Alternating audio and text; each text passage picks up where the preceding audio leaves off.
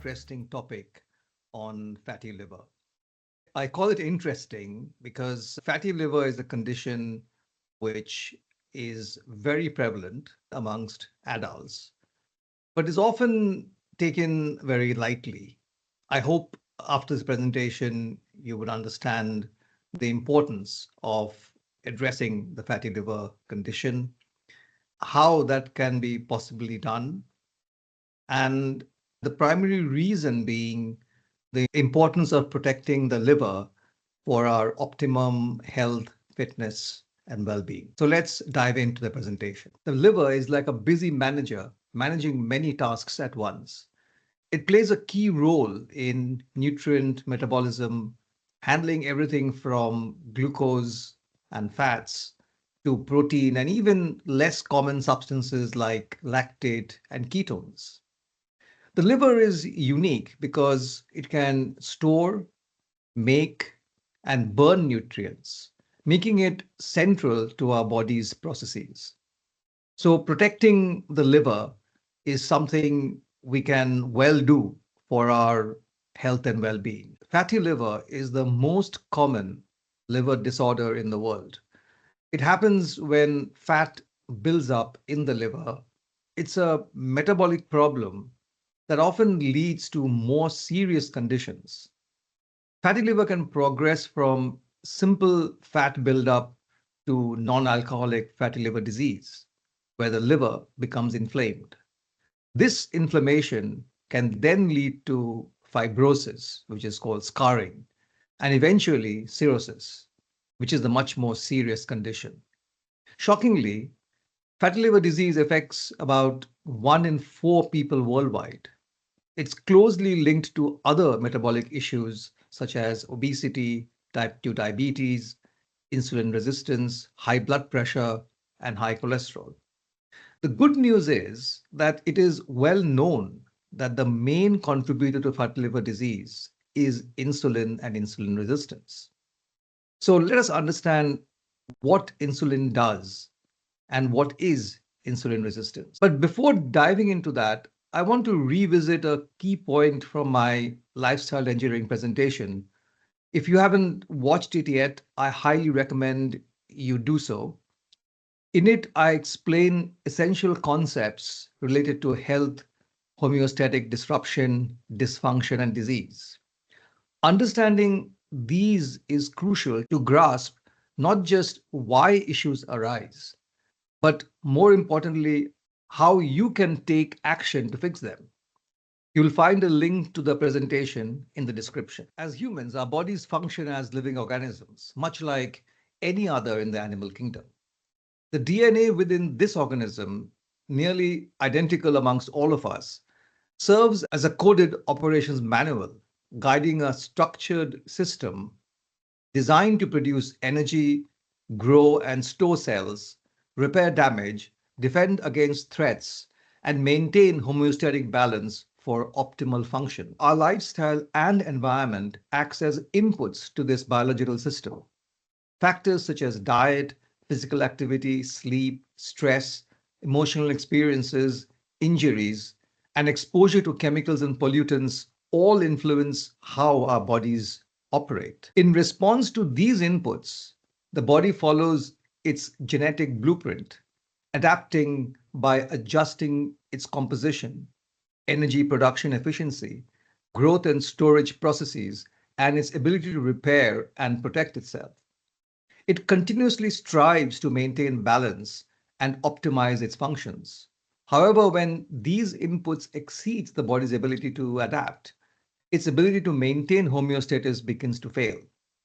This imbalance leads to dysfunction, triggering inflammation and oxidative stress.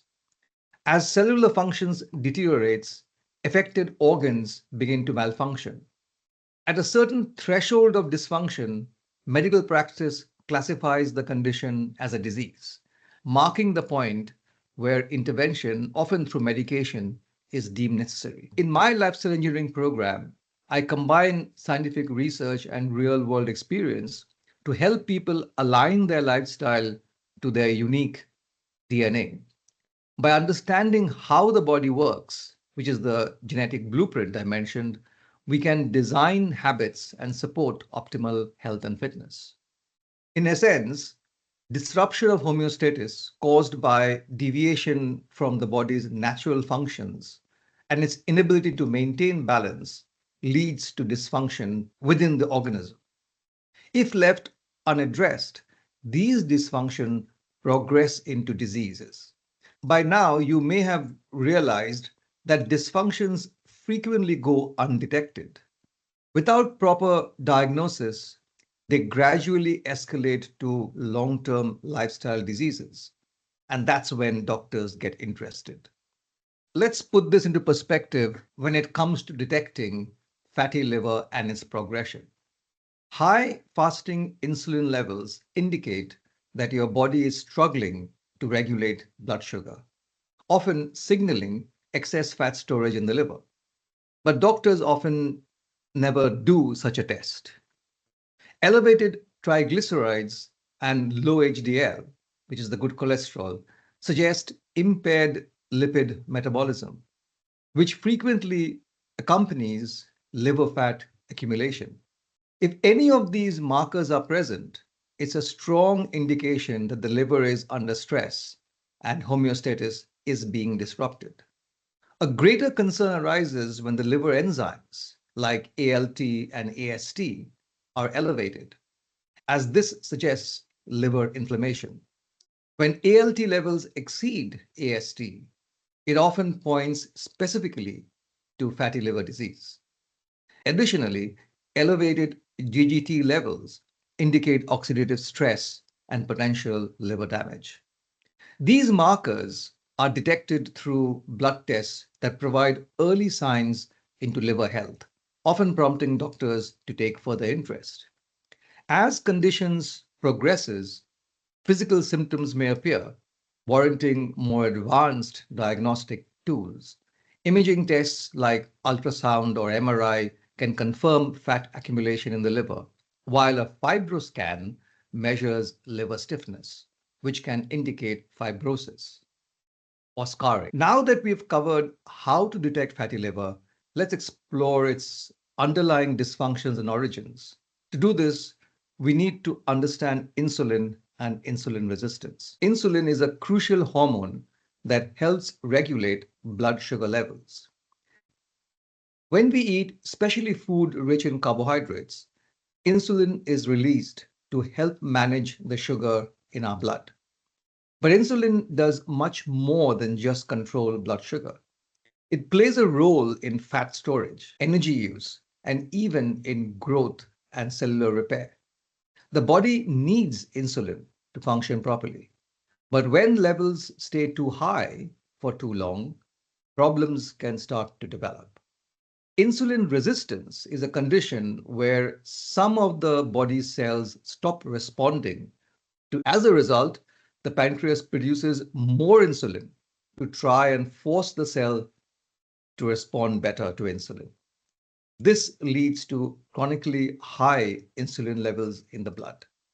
Interestingly, not all cells in the body become resistant at the same time. Some still respond to insulin normally, while others do not. This imbalance is what makes insulin resistance complex. Over time, persistently high insulin level contribute to metabolic problems, including fatty liver disease and type 2 diabetes. To understand fatty liver disease fully, it is important to look at fat cells and how they work. We are born with a set of number of fat cells, which is mostly determined during childhood and adolescence. If someone has fewer fat cells, they might face metabolic issues even if they don't appear larger than someone with more fat cells. Both people could have the same diet and lifestyle, but the one with more fat cells may not experience the same health problems. When we gain weight, the fat cells grow larger, but their numbers doesn't increase. As fat storage continues, these cells eventually reach their maximum size. Insulin helps by signaling the fat cells to absorb glucose from the blood, which is stored as fat for future energy use. This process helps manage the body's energy levels. As fat cells continue to expand with more stored fat, they become overstuffed. This leads to inflammation inside the cells. The inflammation makes it harder for insulin to function properly, and the fat cells become less responsive. This is called insulin resistance in the fat cells. When fat cells become insulin resistant, they can no longer store fat properly. Instead, they release free fatty acids into the bloodstream.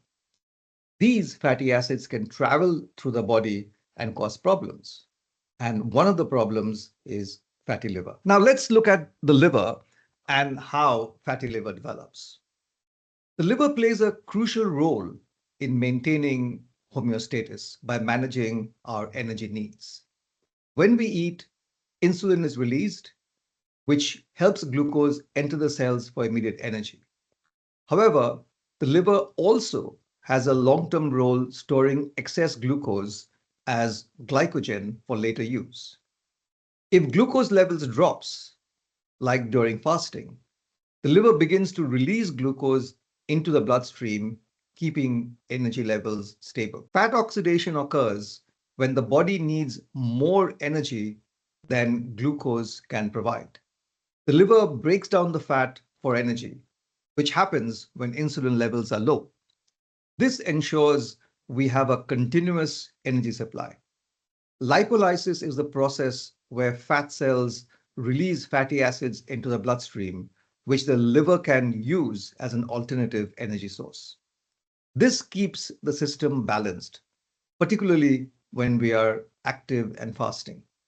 The liver's ability to manage fat storage, glucose use, and energy production is crucial for healthy lifestyle. When insulin resistance develops, the liver's ability to regulate fat storage and breakdown becomes impaired. In a healthy system, insulin helps prevent excessive fat breakdown. However, when fat cells become insulin resistant, they begin releasing fatty acids even when insulin is high.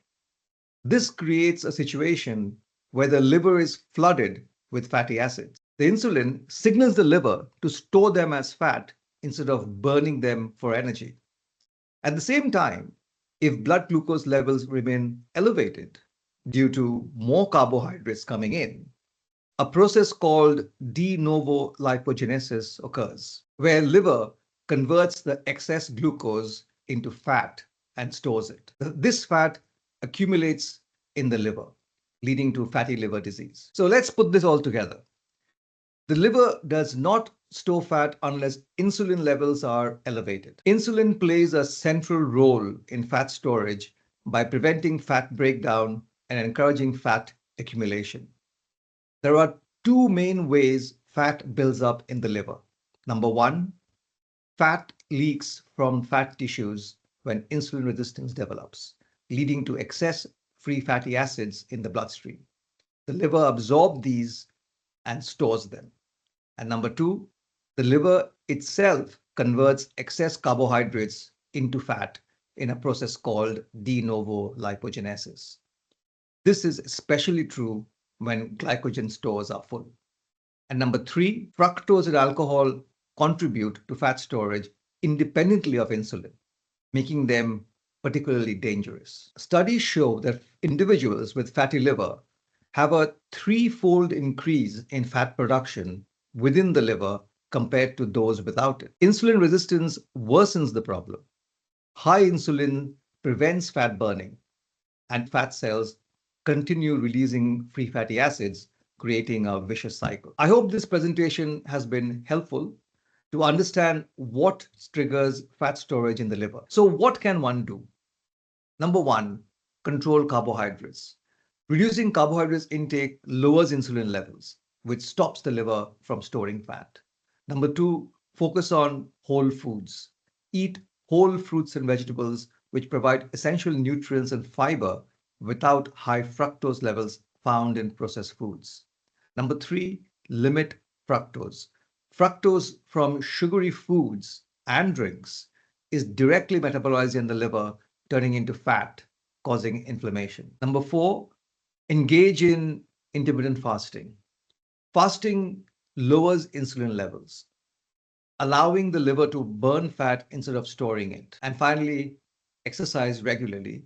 Exercise improves insulin sensitivity and help burn excess fat in the liver. Before I finish, I want to bring in a real problem with lowering carbs. When reducing carbs, one of the main challenges is managing the body's energy needs. Without carbs as a primary energy source, the body may feel hungry, leading to cravings or difficulty sticking to a low carb diet. To address this, the other option, often the only option, is the process called ketogenesis. Ketogenesis is when the liver converts fat into ketones. This process is called ketosis, where the body burns fat for energy. This is a sure way of reversing the fatty liver condition. Insulin typically signals the body to store fat, but when insulin is low, the body can no longer store fat easily and start burning it instead. This leads to the ketone production. The body needs time to adjust to using fat for energy, which is called keto adaptation. During this phase, the body may feel sluggish as it shifts from using carbs to fat. However, with time, the body becomes more efficient at burning fat and producing ketones, helping the liver become more effective at fat breakdown rather than fat storage.